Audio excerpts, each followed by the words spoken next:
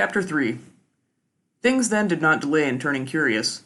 If one object behind her discovery of what she was to label the Trastero system, or often only the Trastero, as if it might be something's secret title, were to bring to an end her encapsulation in her tower, then that night's infidelity with Metzger would logically be the starting point for it. Logically. That's what would come to haunt her most, perhaps, the way it fitted logically together. As if, as she'd guessed that first minute in San Narciso, there were revelation in progress all around her. Much of the revelation was to come through the stamp collection Pierce had left, his substitute, often for her, thousands of little colored windows into deep vistas of space and time, savannas teeming with elands and gazelles, galleons sailing west into the void, Hitler heads, sunsets, cedars of Lebanon, allegorical faces that never were. He could spend hours peering into each one, ignoring her. She had never seen the fascination.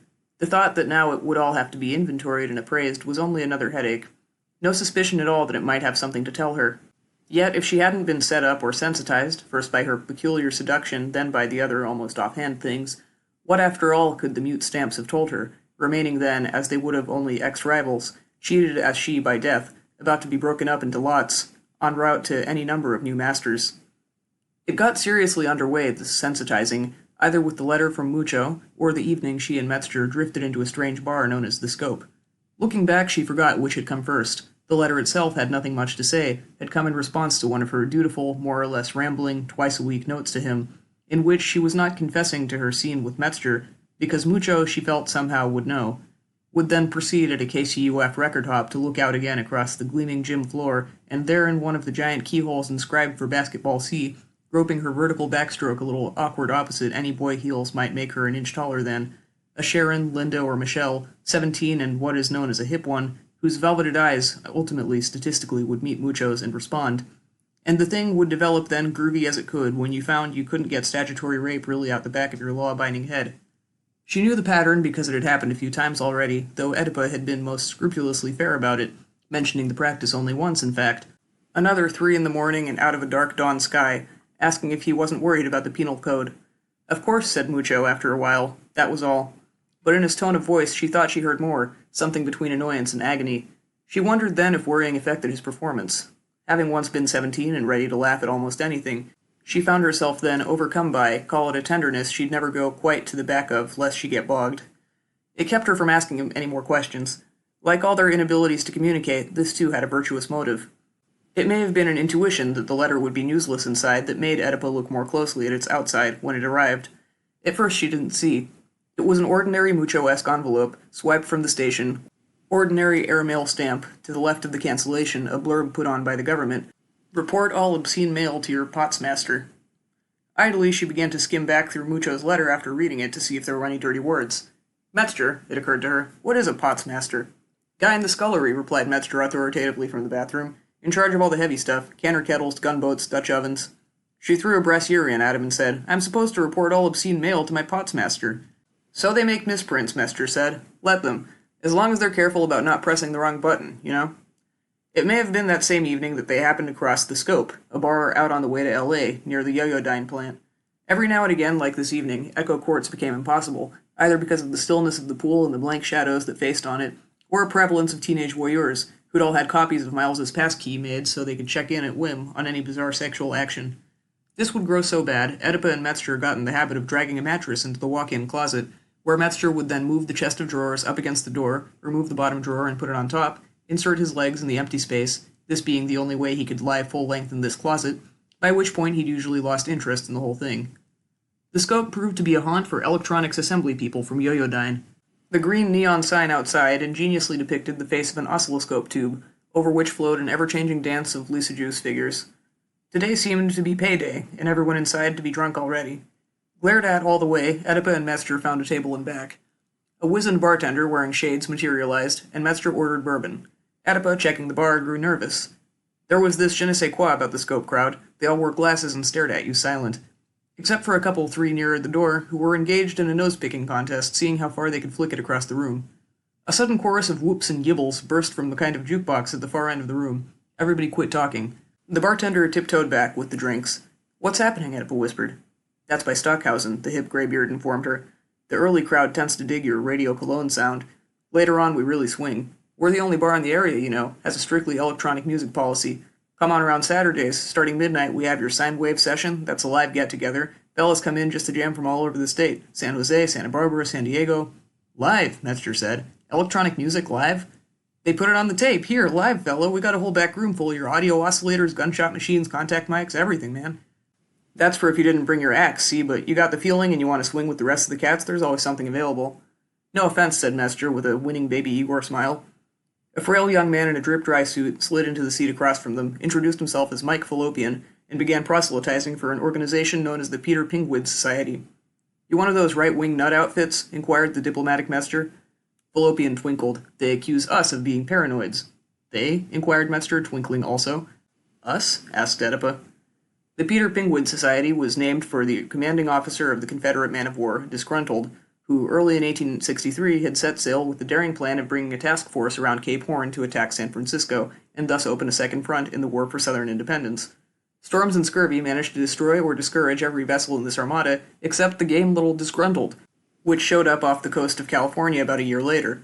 Unknown, however, to Commodore Pingwid, Tsar Nicholas II of Russia had dispatched his Far East fleet, 4 corvettes and 2 clippers, all under the command of one Rear Admiral Popov to San Francisco Bay, as part of a ploy to keep Britain and France from, among other things, intervening on the side of the Confederacy. Pingwid could not have chosen a worse time for an assault on San Francisco.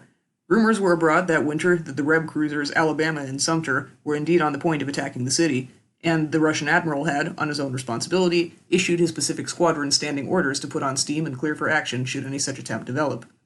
The cruisers, however, seemed to prefer cruising and nothing more. This did not keep Popov from periodic reconnoitering. What happened on the 9th March 1864, a day now held sacred by all Peter Pingwid Society members, is not too clear. Popov did send out a ship, either the corvette Bogatyr or the clipper Gaidamak, to see what it could see. Off the coast of either what is now Carmel by the Sea or what is now Pismo Beach, around noon or possibly towards dusk, the two ships sighted each other. One of them may have fired. If it did, then the other responded. But both were out of range, so neither showed a scar afterward to prove anything. Night fell. In the morning, the Russian ship was gone, but motion is relative. If you believe an excerpt from the Bogatyr or the Gaidamak's log, forwarded in April to the General Adjutant in St. Petersburg and now somewhere in the Krasny Archiv, it was the Disgruntled that had vanished during the night. Who cares? Fallopian shrugged. We don't try to make scripture out of it. Naturally, that's cost us a lot of support in the Bible Belt, where we might have been expected to go over real good, the old Confederacy. But that was the very first military confrontation between Russia and America. Attack, retaliation, both projectiles deep-sixed forever, and the Pacific rolls on. But the ripples from those two splashes spread and grew and today engulf us all. Peter Pingwid was really our first casualty, not the fanatic our more left-leaning friends over in the Birch Society choose to martyrize. Was the Commodore killed then? Asked Oedipa. Much worse to Fallopian's mind. After the confrontation, appalled at what had to be some military alliance between abolitionist Russia, Nicholas having freed the serfs in 1861, and a union that paid lip service to abolition, while it kept its own industrial laborers in kind of a wage slavery, Peter Pingwid stayed in his cabin for weeks, brooding. But that sounds, objected Metzger, like he was against industrial capitalism. Wouldn't that disqualify him as any kind of an anti-communist figure? You think like a Bircher, Fallopian said. Good guys and bad guys. You never get to any of the underlying truth. Sure, he was against industrial capitalism, so are we. Didn't it lead inevitably to Marxism? Underneath, both are part of the same creeping horror. Industrial anything, hazarded Metzger. There you go, nodded Fallopian.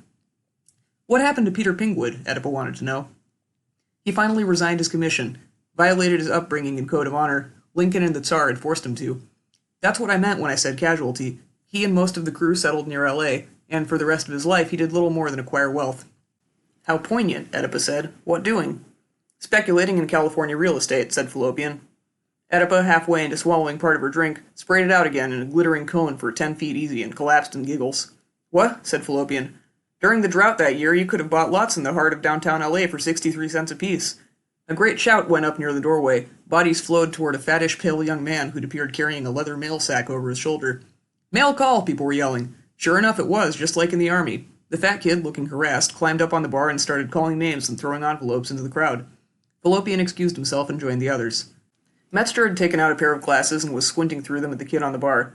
He's wearing a yo-yo dine badge. What do you make of that? Some inter-office mail run, Oedipa said. This time of night? Maybe a late shift? But Metzger only frowned. Be back, Oedipa shrugged, heading for the ladies' room. On the latrine wall among lipsticked obscenities, she noticed the following message, neatly indicted in engineering lettering. Interested in sophisticated fun? You, hubby, girlfriends. The more the merrier. Get in touch with Kirby through Waste Only, Box 7391, LA. Waste? Oedipa wondered. Beneath the notice, fairly in pencil, was a symbol she'd never seen before, a loop, triangle, and trapezoid. Thus. Thus follows a little drawing of something resembling a cornet or a trumpet with a mute. It might be something sexual, but she somehow doubted it. She found a pen in her purse and copied the address and symbol in her memo book, thinking, God, hieroglyphics. When she came out, Fallopian was back and had this funny look on his face. You weren't supposed to see that, he told them. He had an envelope. Oedipa could see, instead of a postage stamp, the hand-struck initials PPS. Of course, said Metzger. Delivering the mail is a government monopoly. You would be opposed to that. Fallopian gave them a wry smile. It's not as rebellious as it looks. We use Yoyodyne's inter-office delivery, on the sly. But it's hard to find carriers. We have a big turnover. They're run on a tight schedule and they get nervous. Security people over at the plant know something's up.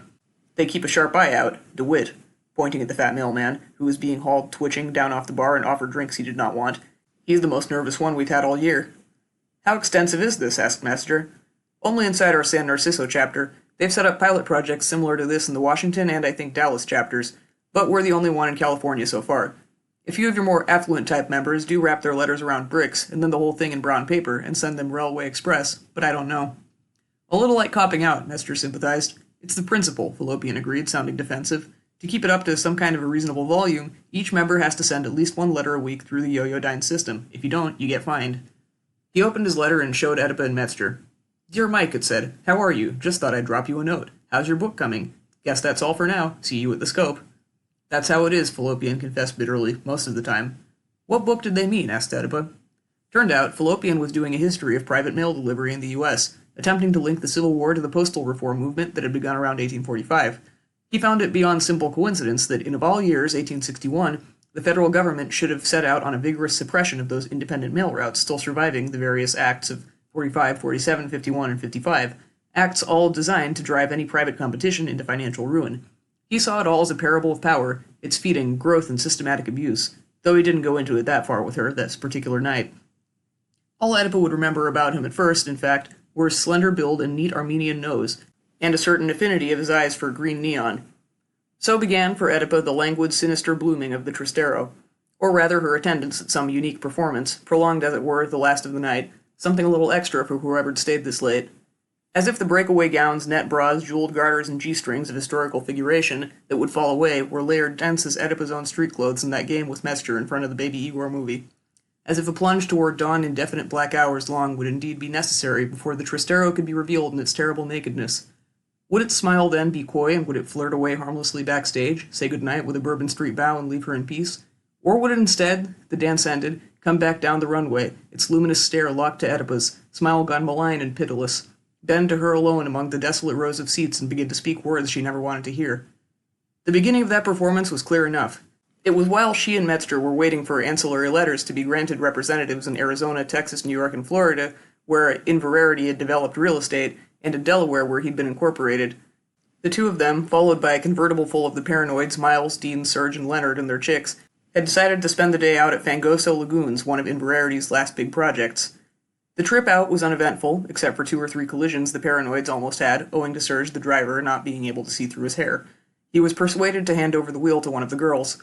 Somewhere beyond the battening urged sweep of 3-bedroom houses rushing by their thousands across all the dark beige hills, somehow implicit in an arrogance or bite to the smog the more inland somnolence of San Narciso did lack, lurked the sea, the unimaginable Pacific, the one to which all surfers, beach pads, sewage disposal schemes, tourist incursions, sunned homosexuality, chartered fishing are irrelevant, the whole left by the moon's tearing free in monument to her exile. You could not hear or even smell this, but it was there.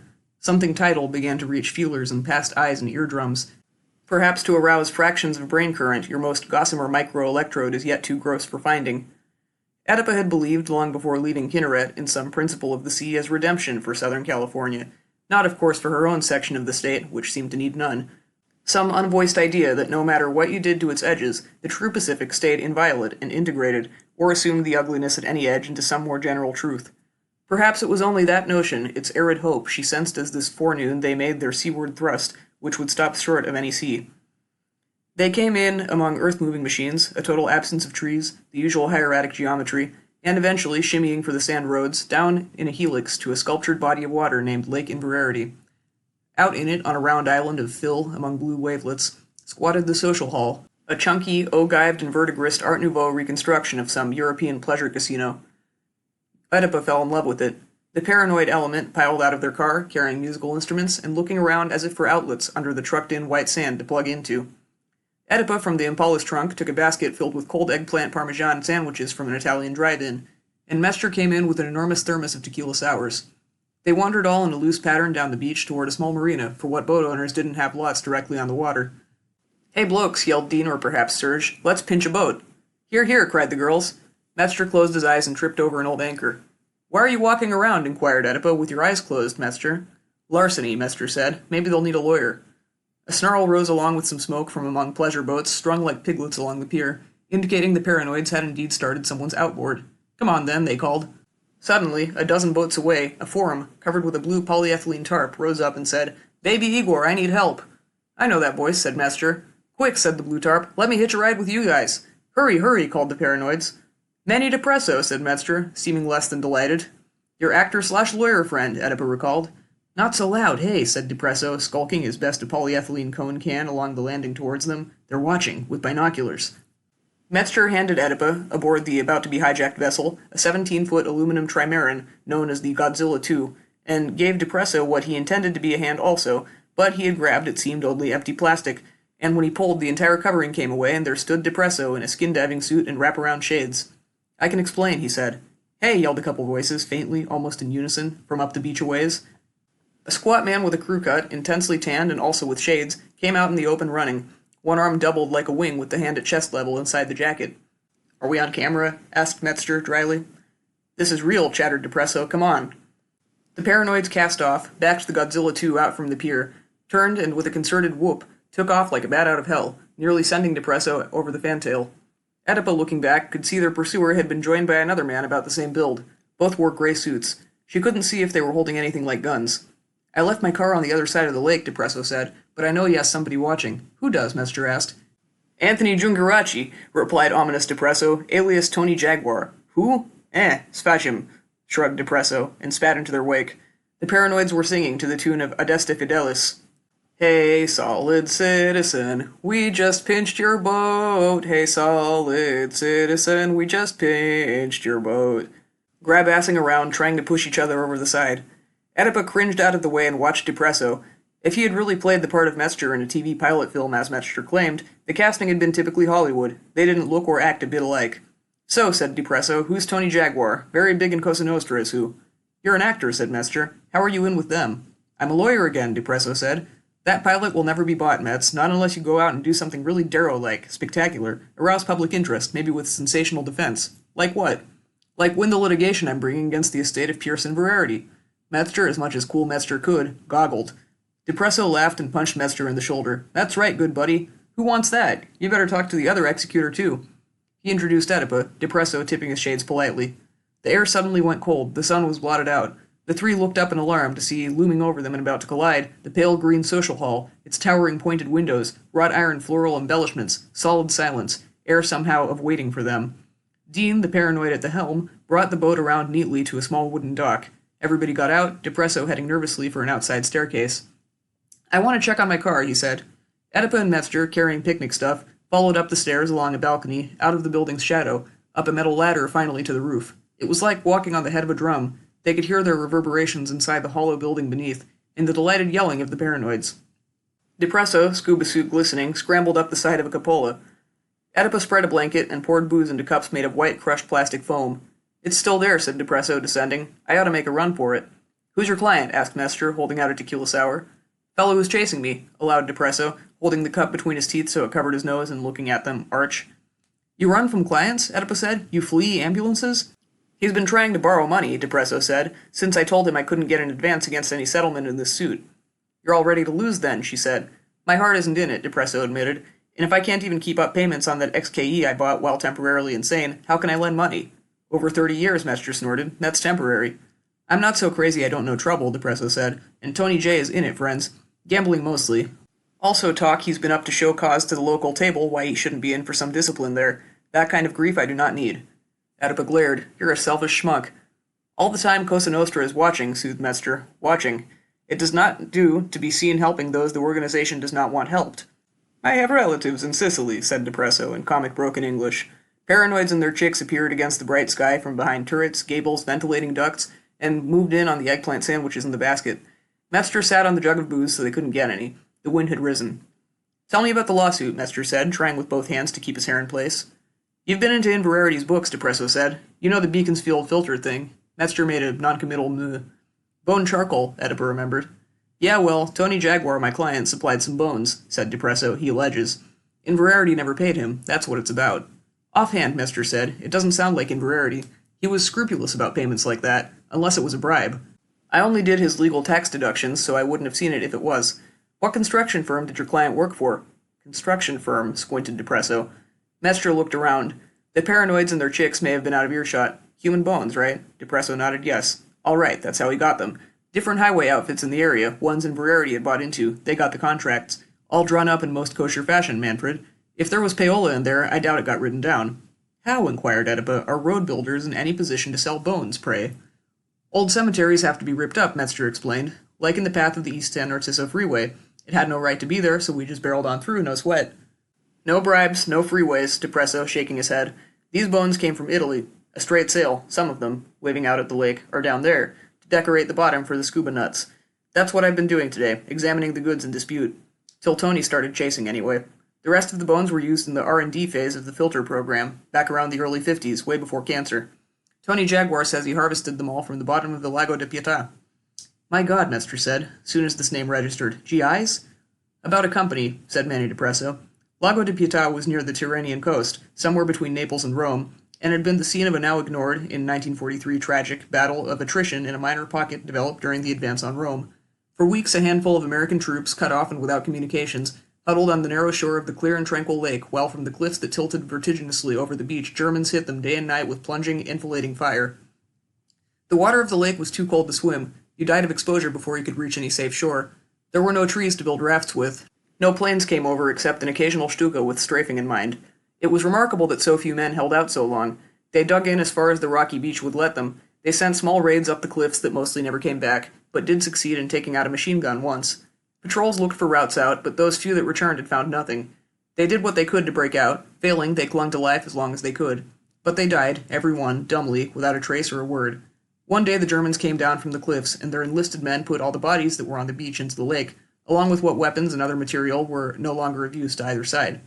Presently the bodies sank, and stayed where they were till the early 50s, when Tony Jaguar, who'd been a corporal in an Italian outfit attached to the German force at Lago di Pietà and knew about what was at the bottom, decided along with some colleagues to see what he could salvage. All they managed to come up with was bones. Out of some murky train of reasoning, which may have included the observed fact that American tourists, beginning then to be plentiful, would pay good dollars for almost anything, and stories about forest lawn and the American cult of the dead, possibly some dim hope that Senator McCarthy and others of his persuasion, in those days having achieved a certain ascendancy over the rich Cretinai from across the sea, would somehow refocus attention on the fallen of World War II, especially ones whose corpses had never been found. Out of some such labyrinth of assumed motives, Tony Jaguar decided he could surely unload his harvest of bones on some American someplace, through his contacts in the family, known these days as Cosa Nostra. He was right. An import-export firm bought the bones, sold them to a fertilizer enterprise, which may have used one or two femurs for laboratory tests, but eventually decided to phase entirely into Manhattan instead, and transferred the remaining several tons to a holding company, which stored them in a warehouse outside of Fort Wayne, Indiana, for maybe a year before Beaconsfield got interested. Aha, Metzger leaped. So it was Beaconsfield bought them, not Inverarity. The only shares he held were in Osteolysis Inc., the company they set up to develop the filter, never in Beaconsfield itself.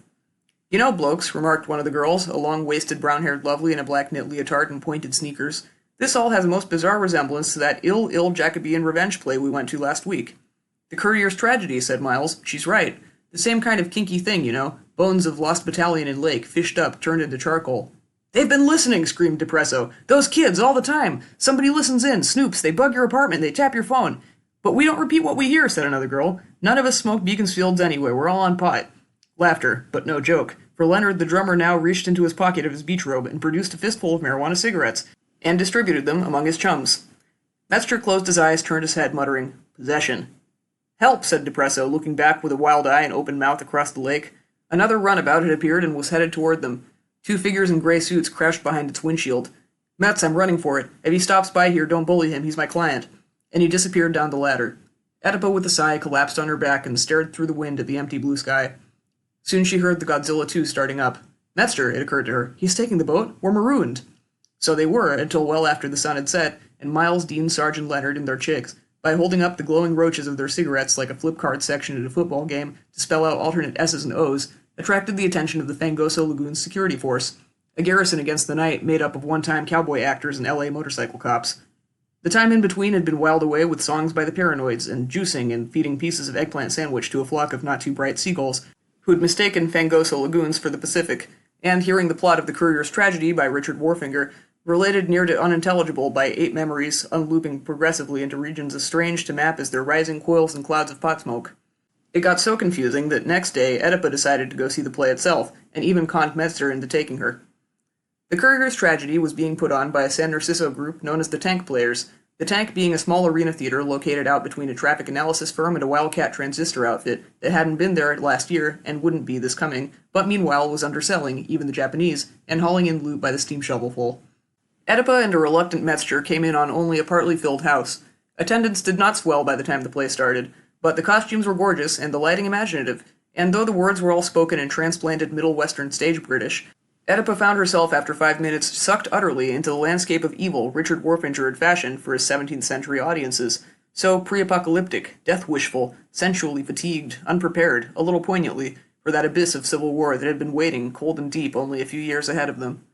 Angelo, then, evil Duke of Squamulia, has perhaps 10 years before the play's opening murdered the good Duke of adjoining Fagio by poisoning the feet on an image of St. Narcissus, Bishop of Jerusalem, in the court chapel, which feet the Duke was in the habit of kissing every Sunday, at Mass.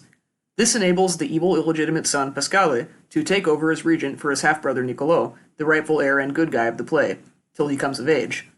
Pasquale, of course, has no intention of letting him live so long. Being in thick with the Duke of Scamulia, Pasquale plots to do away with young Niccolò by suggesting a game of hide-and-seek and then finessing him into crawling inside of an enormous cannon, which a henchman is then to set off, hopefully blowing the child, as Pasquale recalls ruefully later on in the third act, out in a bloody rain to feed our fields, amid the Maenad roar of Nitr's song and Sulphur's cantus firmus. Ruefully, because the henchman, a likable schemer named Ercole, is secretly involved with dissident elements in the court of Fagio who want to keep Niccolò alive, and so he contrives to stuff a young goat into the cannon instead, meanwhile smuggling Niccolò out of the ducal palace disguised as an elderly procuress. This comes out in the first scene, as Niccolò confides his history to a friend, Domenico. Niccolò is, at this point grown up, hanging around the court of his father's murderer, Duke Angelo, and masquerading as a special courier of the Thurn and Taxis family, who at the time held a postal monopoly throughout most of the Holy Roman Empire. What he is trying to do, ostensibly, is develop a new market, since the evil Duke of Scamulia has steadfastly refused, even with the lower rates and faster service of the Thurn and Taxis system, to employ any but his own messengers in communicating with his stooge Pasquale over in neighboring Fagio. The real reason Niccolò is waiting around is, of course, to get a crack at the Duke. Evil Duke Angelo, meanwhile, is scheming to amalgamate the duchies of Scamulia and Fagio by marrying off the only royal female available, his sister Francesca, to Pasquale, the Fagian usurper. The only obstacle in the way of this union is that Francesca is Pasquale's mother, her illicit liaison with the good ex-Duke of Fagio being one reason Angelo had him poisoned to begin with. There is an amusing scene where Francesca delicately seeks to remind her brother of the social taboos against incest. They seem to have slipped her mind, replies Angelo, during the 10 years he and Francesca have been having their affair. Incest or no, the marriage must be. It is vital to his long-range political plans. The church will never sanction it, says Francesca. So, says Duke Angelo, I will bribe a cardinal. He has begun feeling his sister up and nibbling at her neck. The dialogue modulates into the fevered figures of intemperate desire, and the scene ends with the couple collapsing onto a divan. The act itself closes with Domenico, to whom the naive Niccolò started it off by spilling his secret, trying to get in to see Duke Angelo and betray his dear friend. The Duke, of course, is in his apartment, busy knocking off a piece, and the best Domenico can do is an administrative assistant who turns out to be the same Ercole who once saved the life of young Niccolò and aided his escape from Fagio. This he presently confesses to Domenico, though only after having enticed that informer into foolishly bending over and putting his head into a curious black box, on the pretext of showing him a pornographic diorama. A steel vice promptly clamps onto the faithless Domenico's head, and the box muffles his cries for help. Ercole binds his hands and feet with scarlet silk cords, lets him know who it is he's run afoul of, reaches into the box with a pair of pincers, tears out Domenico's tongue, stabs him a couple times, pours into the box a beaker of aqua regia, enumerates a list of other goodies, including castration, that Domenico will undergo before he's allowed to die, all amid screams, tongueless attempts to pray, agonized struggles from the victim. With the tongue impaled on his rapier, Ercole runs to a burning torch set in the wall, sets the tongue aflame, and waving it around like a madman, concludes the act by screaming, "Thy pitiless unmanning is most meet, thinks Ercole the zany paraclete. Descended this malign unholy ghost, let us begin thy frightful Pentecost." The lights went out, and in the quiet, somebody across the arena from Oedipa distinctly said, "Ich." Metzger said, "You want to go?" "I want to see about the bones," said Oedipa. She had to wait till the fourth act. The second was largely spent in the protracted torture and eventual murder of a prince of the church who prefers martyrdom to sanctioning Francesca's marriage to her son. The only interruptions come when Ercole, spying on the cardinal's agony, dispatches couriers to the good guy element back in Fagio who have it in for Pasquale, telling them to spread the word that Pasquale is planning to marry his mother, calculating this ought to rile up public opinion some. And another scene in which Niccolò, passing the time of day with one of Duke Angelo's couriers, hears the tale of the Lost Guard, a body of some 50 hand-picked knights, the flower of Fagian youth, who once rode as protection for the good Duke. One day, out on maneuvers near the frontiers of Scamulia, they all vanished without a trace, and shortly afterward the good Duke got poisoned. Honest Niccolò, who always has difficulty hiding his feelings, observes that if the two events turn out to be at all connected, and can be traced to Duke Angelo, boy, the Duke better watch out is all. The other courier, one Vittorio, takes offense, vowing in an aside to report this treasonable talk back to Angelo at the first opportunity. Meanwhile, back in the torture room, the cardinal is now being forced to bleed into a chalice and consecrate his own blood, not to God, but to Satan. They also cut off his big toe, and he is made to hold it up like a host and say, "This is my body," the keen-witted Angelo observing that it's the first time he's told anything like the truth in 50 years of systematic lying. Altogether a most anti-clerical scene, perhaps intended as a sop to the Puritans of the time, a useless gesture since none of them ever went to plays, regarding them for some reason as immoral. The third act takes place in the court of Fagio and is spent murdering Pasquale as the culmination of a coup stirred up by Ercole's agents. While a battle rages in the streets outside the palace, Pasquale is locked up in his patrician hothouse, holding an orgy. Present at the merrymaking is a fierce black performing ape, brought back from a recent voyage to the Indies. Of course it is somebody in an ape suit, who at a signal leaps on Pasquale from a chandelier, at the same time as half a dozen female impersonators who have up to now been lounging around in the guise of dancing girls also move in on the usurper from all parts of the stage. For about 10 minutes, the vengeful crew proceed to maim, strangle, poison, burn, stomp, blind, and otherwise have at Pasquale, while he describes intimately his varied sensations for our enjoyment. He dies finally in extreme agony, and in marches one Gennaro, a complete non-entity, to proclaim himself interim head of state till the rightful Duke Niccolò can be located. There was an intermission. Metzger lurched into the undersized lobby to smoke. Oedipa headed for the ladies' room. She looked idly around for the symbol she'd seen the other night in the scope, but all the walls, surprisingly, were blank. She could not say why exactly, but felt threatened by this absence of even the marginal try at communication latrines are known for. Act 4 of the Courier's tragedy discloses evil Duke Angelo in a state of nervous frenzy.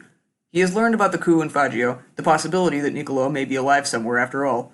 Word has reached him that Gennaro is levying a force to invade Scamulia, also a rumor that the Pope is about to intervene because of the Cardinal's murder.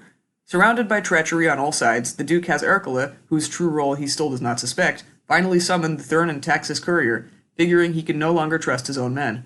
Ercole brings in Niccolò to await the Duke's pleasure. Angelo takes out a quill, parchment, and ink, explaining to the audience, but not to the good guys who are still ignorant of recent developments, that to forestall an invasion from Fagio, he must assure Gennaro with all haste of his good intentions. As he scribbles, he lets drop a few disordered and cryptic remarks about the ink he's using, implying it's a very special fluid indeed, like, "This pitchy brew in France is encre height. In this might dire Scamulia ape the Gaul, for anchor it has risen from deeps untold." And, "The swan has yielded but one hollow quill, the hapless mutton but his tegument. Yet what transmuted swart and silken flows between was neither plucked nor harshly flayed, but gathered up from wildly different beasts." All of which causes him high amusement. The message to Gennaro, completed and sealed, Niccolò tucks it in his doublet and takes off for Fagio, still unaware, as is Ercole, of the coup and his own impending restoration as rightful Duke of Fagio. Scene switches to Gennaro, at the head of a small army, en route to invade Scamulia. There is a lot of talk to the effect that if Angelo wants peace, he'd better send a messenger to let them know before they reach the frontier. Otherwise, with great reluctance, they will hand his ass to him. Back to Scamulia, where Vittorio, the Duke's courier, reports how Niccolò has been talking treason. Somebody else runs in with news that the body of Domenico, Niccolò's faithless friend, has been found mutilated, but tucked in his shoe was a message, somehow scrawled in blood, revealing Niccolò's true identity. Angelo flies into an apoplectic rage and orders Niccolo's pursuit and destruction, but not by his own men. It is at about this point in the play, in fact, that things really get peculiar, and a gentle chill and ambiguity begins to creep in among the words. Heretofore the naming of names has gone on either literally or as metaphor, but now as the Duke gives his fatal command, a new mode of expression takes over. It can only be called a kind of ritual reluctance. Certain things, it is made clear, will not be spoken aloud, certain events will not be shown on stage, though it is difficult to imagine, given the excesses of the preceding acts, what these things could possibly be. The Duke does not, perhaps may not, enlighten us. Screaming at Vittorio, he is explicit enough about who shall not pursue Niccolo. His own bodyguard he describes to their faces as vermin, zanies, poltroons. But who then will the pursuers be? Vittorio knows. Every flunky in the court, idling around in their Scamulia livery and exchanging significant looks, knows. It is all a big in-joke. The audiences of the time knew. Angelo knows, but does not say. As close as he comes does not illuminate. Let him that vizard keep unto his grave, that vain usurping of an honored name, will dance his mask as if it were the truth. Enlist the poniard swift of those who sworn to punctual vendetta never sleep, lest at the palest whisper of the name sweet Niccolo hath stolen one trice be lost, in bringing down a fell and soulless doom, unutterable. Back to Gennaro and his army. A spy arrives from Scamulia to tell them Niccolo is on the way. Great rejoicing, in the midst of which Gennaro, who seldom converses, only orates, begs everybody to remember that Niccolo is still riding under the Thurn and Taxis colors. The cheering stops. Again, as in Angelo's court, the curious chill creeps in. Everyone on stage, having clearly been directed to do so, becomes aware of a possibility. Gennaro, even less enlightening than Angelo was, invokes the protection of God and St. Narcissus for Niccolo, and they all ride on. Gennaro asks a lieutenant where they are. Turns out it's only a league or so from the lake where Fagio's lost guard were last seen before their mysterious disappearance. Meanwhile, at Angelo's palace, wily Ercola's string has run out at last. Accosted by Vittorio and half a dozen others, he's charged with the murder of Domenico. Witnesses parade in, there is the travesty of a trial, and Ercola meets his end in a refreshingly simple mass stabbing. We also see Niccolo in the scene following for the last time. He has stopped to rest by the shore of a lake where, he remembers being told, the Fagian guard disappeared. He sits under a tree, opens Angelo's letter, and learns at last of the coup and the death of Pasquale. He realizes that he's riding toward restoration, the love of an entire dukedom, the coming true of all his most virtuous hopes. Leaning against the tree, he reads parts of the letter aloud, commenting sarcastic on what is blatantly a pack of lies, devised to soothe Gennaro until Angelo can muster his own army of Scamulians to invade Fagio. Offstage there is a sound of footpads. Niccolo leaps to his feet, staring up one of the radial aisles, hand frozen on the hilt of his sword. He trembles and cannot speak, only stutter, in what may be the shortest line ever written in blank verse.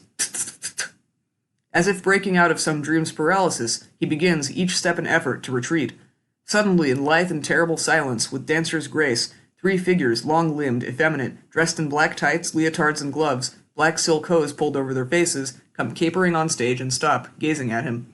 Their faces behind the stockings are shadowy and deformed. They wait. The lights all go out. Back in Scamulia, Angelo is trying to muster an army without success. Desperate, he assembles those flunkies and pretty girls who are left, ritually locks all his exits, has wine brought in, and begins an orgy. The act ends with Gennaro's forces drawn up by the shores of the lake. An enlisted man comes on to report that a body, identified as Niccolo by the usual amulet placed round his neck as a child, has been found in a condition too awful to talk about. Again there is silence, and everybody looks at everybody else. The soldier hands Gennaro a roll of parchment, stained with blood, which was found on the body. From its seal we can see it's the letter from Angelo that Niccolo was carrying. Gennaro glances at it, does a double take, reads it aloud. It is no longer the lying document Niccolo read us excerpts from at all, but now miraculously a long confession by Angelo of all his crimes, closing with the revelation of what really happened to the lost guard of Fagio. They were, surprise, every one massacred by Angelo and thrown in the lake. Later on, their bones were fished up again and made into charcoal, and the charcoal into ink, which Angelo, having a dark sense of humor, used in all his subsequent communications with Fagio, the present document included. But now the bones of these immaculate have mingled with the blood of Niccolo, and innocence with innocence is joined, a wedlock whose sole child is miracle, a life's base lie rewritten into truth. The truth it is, we all bear testament, this guard of Fagio, Fagio's noble dead. In the presence of the miracle, all fall to their knees, bless the name of God, mourn Niccolo, vow to lay Scamulia waste. But Gennaro ends on a note most desperate, probably for its original audience a real shock, because it names at last the name Angelo did not and Niccolo tried to. He that we last as Thurn and Taxis knew, now recks no lord but the stiletto's thorn, and tacit lies the gold once knotted horn. No hallowed skein of stars can ward, I trow, who's once been set his tryst with Tristero. Tristero. The word hung in the air as the act ended, and all lights were for a moment cut. Hung in the dark to puzzle Oedipumas, but not yet to exert the power over her it was to. The fifth act, entirely an anticlimax, is taken up by the bloodbath Gennaro visits on the court of Scamulia. Every mode of violent death available to Renaissance man, including a lye pit, landmines, a trained falcon with envenomed talons, is employed. It plays, as Metzger remarked later, like a Roadrunner cartoon in blank verse.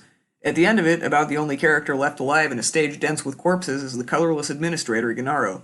According to the program, the Courier's tragedy had been directed by one Randolph Driblet. He had also played the part of Gennaro the Winner. "Look, Metzger," Oedipus said, "come on backstage with me." "You know one of them?" said Metzger, anxious to leave. "I want to find out something. I want to talk to Driblet." "Oh, about the bones." He had a brooding look. Oedipus said, "I don't know, just has me uneasy. The two things, so close." "Fine," Metzger said. "And what next? Picket the VA? March on Washington? God protect me." He addressed the ceiling of the little theater, causing a few heads among those leaving to swivel. "From these lib, overeducated broads with the soft heads and bleeding hearts. I am 35 years old and I should know better." "Metzger," Oedipus whispered, embarrassed. "I'm a young Republican." Hap Harrigan comics, Metzger now even louder, which she is hardly old enough to read. John Wayne on Saturday afternoon slaughtering 10,000 Japs with his teeth. This is Oedipumas's World War II, man. Some people today can drive VWs, carry a Sony radio in their shirt pocket. Not this one, folks. She wants to right wrongs, 20 years after it's all over. Raise ghosts. All from a drunken hassle with Manny Depresso. Forgetting her first loyalty, legal and moral, is to the estate she represents. Not to our boys in uniform, however gallant, whenever they died. "It isn't that," she protested. "I don't care what Beaconsfield uses in its filter. I don't care what Pierce bought from the Cosa Nostra. I don't want to think about them, or about what happened at Lago di Pietà, or cancer." She looked around for words, feeling helpless. "What then?" Metzger challenged, getting to his feet, looming. "What?" "I don't know," she said, a little desperate. "Metzger, don't harass me. Be on my side." "Against whom?" inquired Metzger, putting on shades. "I want to see if there's a connection. I'm curious." "Yes, you're curious," Metzger said. "I'll wait in the car, okay?" Oedipus watched him out of sight, then went looking for dressing rooms, circled the annular corridor outside twice before settling on a door in the shadowy interval between two overhead lights. She walked in on soft, elegant chaos, an impression of emanations mutually interfering from the stub antennas of everybody's exposed nerve endings. A girl removing fake blood from her face motioned Oedipus on into a region of brightly lit mirrors. She pushed in, gliding off sweating biceps and momentary curtains of long-swung hair, till at last she stood before Driblet, still wearing his gray Gennaro outfit. "It was great," said Oedipus. "Feel," said Driblet, extending his arm. She felt. Gennaro's costume was gray flannel. "You sweat like hell, but nothing else would really be him, right?" Oedipus nodded. She couldn't stop watching his eyes. They were bright black, surrounded by an incredible network of lines, like a laboratory maze for studying intelligence and tears. They seemed to know what she wanted, even if she didn't. "You came to talk about the play," he said. "Let me discourage you. It was written to entertain people. Like horror movies. It isn't literature. It doesn't mean anything. Orphinger was no Shakespeare." "Who was he?" she said. "Who was Shakespeare? It was a long time ago." "Could I see a script?" She didn't know what she was looking for, exactly. Driblet motioned her over to a file cabinet next to the one shower. "I'd better grab a shower," he said, "before the drop-the-soap crowd get here. Scripts are in the top drawer." But they were all purple, dittoed, worn, torn, stained with coffee. Nothing else in the drawer. "Hey," she yelled into the shower. "Where's the original? What did you make these copies from?" "A paperback," Driblet yelled back. "Don't ask me the publisher. I found it at Zapp's Used Books over by the freeway. It's an anthology, Jacobean Revenge Plays. There was a skull on the cover." "Could I borrow it?" "Somebody took it. Opening night parties. I lose at least half a dozen every time." He stuck his head out of the shower. The rest of his body was wreathed in steam, giving his head an eerie balloon-like buoyancy. Careful, staring at her with deep amusement, he said, "There was another copy there. Zapp might still have it. Can you find the place?" Something came to her viscera, danced briefly, and went. "Are you putting me on?" For a while the furrowed eyes only gazed back. "Why," Driblet said at last, "is everybody so interested in texts?" "Who else?" Too quickly. Maybe he had only been talking in general. Driblet's head wagged back and forth. "Don't drag me into your scholarly disputes," adding, "whoever you all are," with a familiar smile. Oedipus realized then, cold corpse fingers of Gru on her skin, that it was exactly the same look he'd coached his cast to give each other whenever the subject of the Tristero assassins came up. The knowing look you get in your dreams from a certain unpleasant figure. She decided to ask about this look. Was it written in as a stage direction, all those people so obviously in on something, or was that one of your touches? "That was my own," Driblet told her. "That, and actually bringing the three assassins on stage in the fourth act. Orphinger didn't show them at all, you know." "Why did you? Had you heard about them somewhere else?" "You don't understand," getting mad.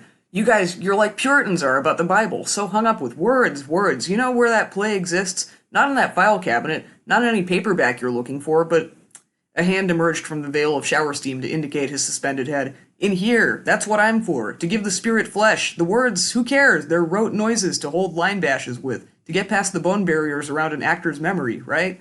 But the reality is in this head, mine. I'm the projector at the planetarium. All the closed little universe visible in the circle of that stage is coming out of my mouth, eyes, sometimes other orifices also. But she couldn't let it quite go. What made you feel differently than Warfinger did about this Tristero? At the word, Driblet's face abruptly vanished back into the steam, as if switched off. Oedipa hadn't wanted to say the word. He had managed to create around it the same aura of ritual reluctance here, offstage, as he had on. If I were to dissolve in here, speculated the voice out of the drifting steam, be washed down the drain into the Pacific, what you saw tonight would vanish too. You, that part of you so concerned, God knows how, with that little world, would also vanish. The only residue, in fact, would be things Warfinger didn't lie about, perhaps Scamulia and Fagio, if they ever existed, perhaps the Thurn and Taxus mail system. Stamp collectors tell me it did exist, perhaps the other also, the adversary. But they would be traces, fossils, dead, mineral, without value or potential. You could fall in love with me, you can talk to my shrink, you can hide a tape recorder in my bedroom, see what I talk about from wherever I am when I sleep. You want to do that? You can put together clues, develop a thesis or several about why characters reacted to the Tristero possibility the way they did, why the assassins came on, why the black costumes. You could waste your life that way and never touch the truth. Warfinger supplied words and a yarn. I gave them life. That's it. He fell silent. The shower splashed. Driblet? Oedipa called, after a while. His face appeared briefly. We could do that. He wasn't smiling. His eyes waited at the centers of their webs. I'll call, said Oedipa. She left, and was all the way outside before thinking, I went in there to ask about Bones, and instead we talked about the Tristero thing. She stood in a nearly deserted parking lot, watching the headlights of Metzger's car come at her, and wondered how accidental it had been. Metzger had been listening to the car radio. She got in and rode with him for 2 miles before realizing that the whimsies of nighttime reception were bringing them KCUF down from Kinneret, and that the disc jockey talking was her husband, Mucho.